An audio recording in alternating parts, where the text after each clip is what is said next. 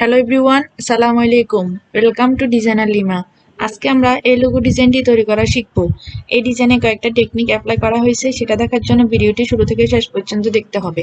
আর আপনি যদি আমাদের চ্যানেলে নতুন এসে থাকেন তাহলে সাবস্ক্রাইব করে পাশে থাকবেন। চলুন শুরু করা যাক। আজকের এই ডিজাইনটি আমরা প্রপারলি ইজি ওয়েতে শিখব। প্রথমে আমরা ইলিপস টুল থেকে একটা সার্কেল ড্র করে নিব।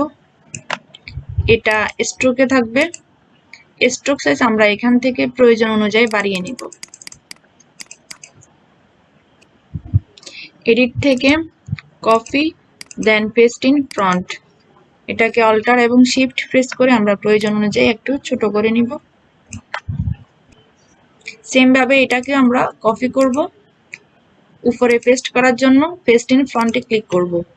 এখান থেকে শিফট প্রেস করে আমরা এটার সাথে অ্যাডজাস্ট করে নিব।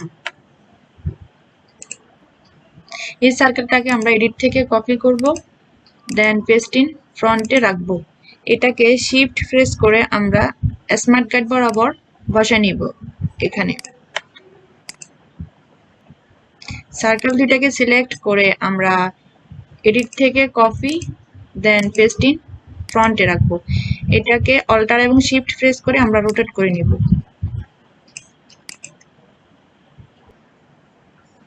সবগুলোকে সিলেক্ট করে আমরা এখান থেকে আপাতত একটা কালার নিয়ে নিব।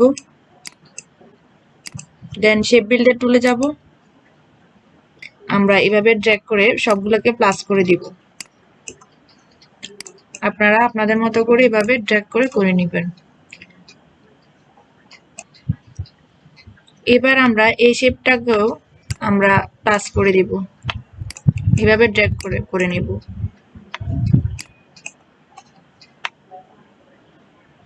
আমরা এই শেপটাকেও ড্র্যাগ করে আমরা প্লাস করে দিব।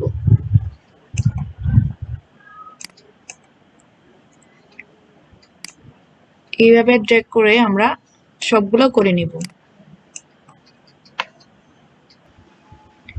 আজকের এই ডিজাইনটাতে আমরা গ্রেডিয়েন্ট কালার অ্যাপ্লাই করব। সেটা কিভাবে করব দেখিয়ে দিব এখন। সবগুলোকে সিলেক্ট করে আমরা স্ট্রোকটা নান করে দিব। এখান থেকে এখানে ক্লিক করব। এখানে ডাবল ক্লিক করে আমরা এখান থেকে কালারটা অ্যাপ্লাই করে নিব। এখানে আমরা স্লাইডারটাকে আরেকটু এই পাশে নিয়ে আসব। এখান থেকে আমরা রেডিয়ালটা সিলেক্ট করে দিব।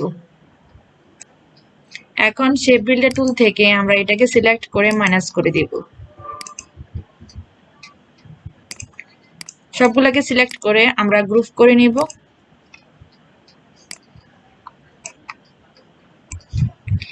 এই টেকনিকগুলো অ্যাপ্লাই করে আপনারা এই ধরনের লোগো ডিজাইনটি ক্রিয়েট করতে পারবেন। তো আজকের ভিডিওটি এই পর্যন্ত। ভিডিওটি ভালো লাগে লাইক দিবেন, শেয়ার করবেন। ধন্যবাদ। আসসালামু আলাইকুম।